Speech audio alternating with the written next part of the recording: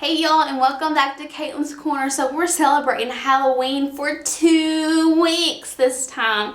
So today our book is called The Littlest Witch.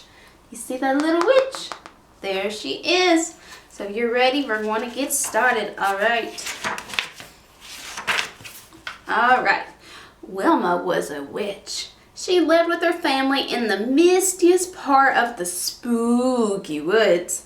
There were many witches in Wilma's community, but Wilma was the littlest one. There's little Wilma, the littlest witch. It was almost Halloween and Wilma couldn't wait. Last year she was too little for the broom flying demonstration at the Halloween bash. This year she knew she'd be ready. But practice didn't go as planned. Oh, poor little Wilma didn't take flight at all, did she? Wilma joined broom practice day after day. She knew the routine by heart, but her little arms and legs just couldn't hold the broom to do the spins, turns, and stunts that other witches could do. At the end of another tough practice, Wilma's mother kissed her nose. "Next year you're going to dazzle us all," she said.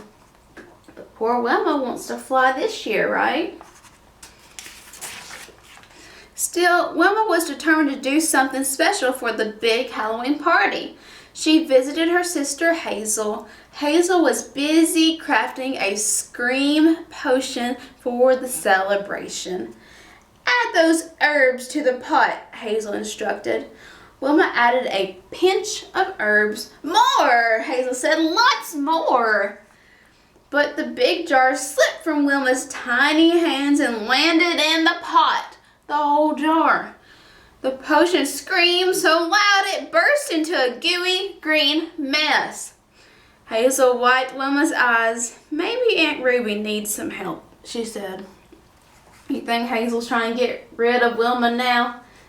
There's a big old mess to clean up. Wilma hurried to Aunt Ruby's house. She was one of the best spellcasters in the spooky woods, and she was working on her biggest spell yet.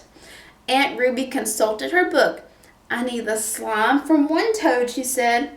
"I can catch a toad," Wilma offered. Wilma pounced, but the big toad slipped right through her small hands. She fell headfirst into the pond. Poor Wilma, she couldn't even catch the frog. Wilma marched over to the broom studio. If she couldn't fly in the demonstration, maybe she could make the new brooms. The witches showed her how to gather the twigs around the pole and secure them with the string. But bundling the twigs wasn't so easy. Before she knew it, Wilma had tied herself up to a broom. "We don't have time for silliness," one of the witches told her. Poor Wilma, she didn't mean to do that, did she? No. Wilma ran to her grandmother's cottage. "I'm still too little," she cried. "Nonsense," Nani said. "I was just finishing your new shoes for the big night." Wilma stepped into her beautiful new shoes. They were much too big. "Oh dear," Nani said. "I'll need to make some adjustments." So Nani gave her some new shoes, but they're a little too big, aren't they? Wilma roamed through the spooky woods. She was sad. She knew there had to be one special thing she could do this Halloween, even if she was little. Wilma rounded a corner and bumped right into her friend, May the Mummy. May was sad too. "There's no part for me in Halloween," Wilma whispered. May nodded. "I was ready to do the mummy dance this year, but now my family is stuck home with the monster mumps." "Oh, at least we can go together," Wilma said. So May, her family's sick. That's sad.